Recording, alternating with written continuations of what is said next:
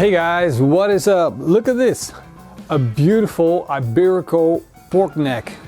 There's no bone in here, it's just the cut of the neck. We're going to be slicing steaks from this pork neck. Steaks we're calling Applejack steaks. And with any pork steaks, we want 2 fingers thick at least.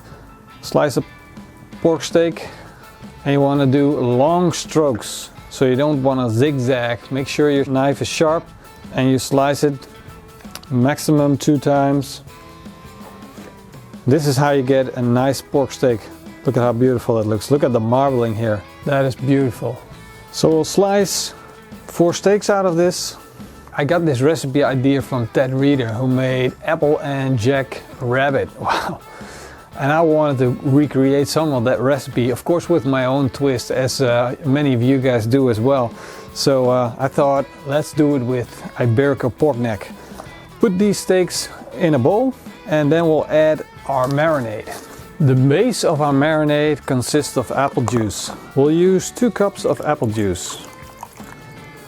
And because they're called apple and jack steaks, we need some Jack Daniels. And this is about a cup, somewhere between a cup and half a cup. And then a healthy amount of maple syrup. There we go. Of course, a recipe like this we can do with fresh apples. These are Granny Smith apples, which are sour apples and have a lot of that apple flavor. Then we'll add the juice of 1 lemon, some twigs of thyme. This is about 8 or 10 twigs of thyme. 1 sweet onion. Let it fall apart. A bit of salt.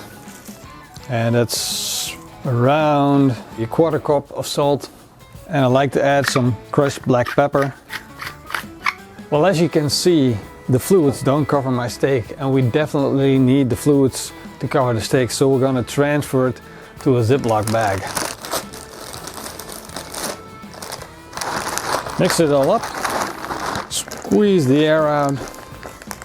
We'll set this in the fridge for around 2 hours to marinate, and by that time all of the flavors should have been gone in these steaks. See you guys in a bit. These pork steaks have been marinating for 2 hours and the smell that comes out of the bag is insane. Really complex flavors, but what stands out is the Jack Daniels. Let's get them out of the bag and put them on our Napoleon Rogue. We started up the Napoleon Rogue with 2 burners on. We're not looking for that extreme hot heat, otherwise we would have used the sizzle zone. But now we're just going to put them direct on the grill. In the back, this is the hottest area. There we go. Perfect. As we are letting these pork steaks starting to grill at a low temperature, we're going to start working on our side. Well, it's actually more of a topping. For our topping, we're going to use more apple. Make sure you keep checking the steaks to see if they're done. Oh, coming along nicely. And outside of the grill is a bit hot, so we'll move them in more towards the center. Turning on the second burner so we got an equal heat. Close the lid again and keep working on our topic. So we're actually cubing this apple right now. Wow, the steaks are starting to look good. The fat of the steak is rendering out, so we definitely want to lower the burners because the grease is starting to catch a little bit of fire. Make sure we keep being in full control of the grill and the temperature. So this is 1.5 apple that we just diced. Put it in the pan. There we go. We add about 3 tablespoons of maple syrup and just 1 or 2 tablespoons of Jack Daniels and a squeeze of lemon juice. So this goes onto the side burner. The pork steaks are coming along real nice. They're starting to get a nice bit of caramelization. So the fat is rendering off, but there's also sugar in there. So we got to keep watching them to see if they don't crispen up too much. Our toppings of the apple cubes have reduced, and I just want to add a little bit of more sugar to make sure that these apple cubes are really sweet. This should be candy sweet. These steaks look about done, but I want to check for temperature.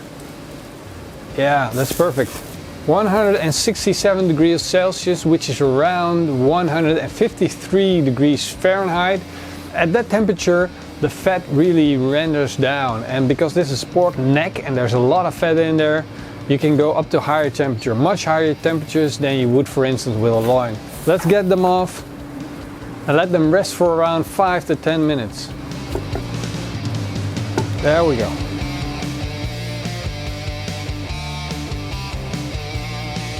Look at these, that looks like apple candy to me, right?